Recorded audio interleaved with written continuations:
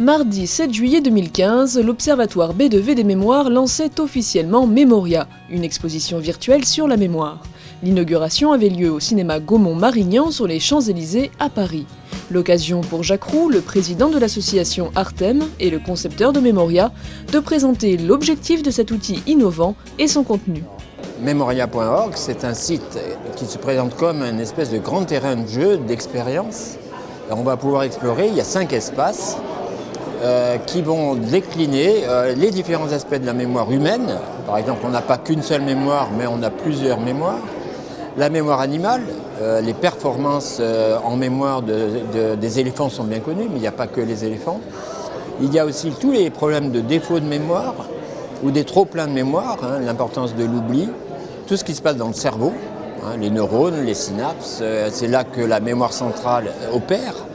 Et puis on parle aussi de la mémoire informatique, la mémoire des ordinateurs et aussi la mémoire de l'humain qui se dote d'outils informatiques. Memoria est accessible gratuitement et s'adresse aussi bien aux enfants qu'aux adultes.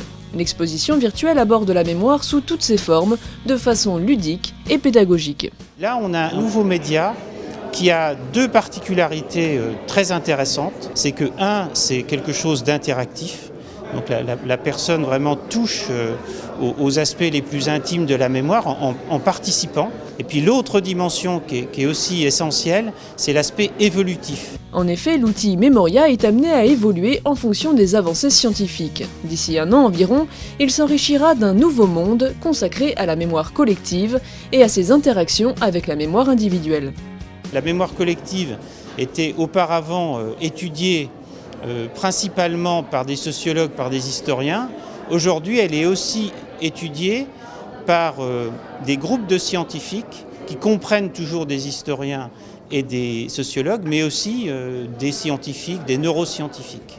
À l'origine de Memoria, une exposition bien réelle, intitulée Mémoire, que l'association Artem, entre autres, a mis 3 ans à monter. Un travail et des recherches approfondies qui ont inspiré Isabelle Pécou, directrice générale du groupe B2V et les équipes de l'Observatoire B2V des mémoires.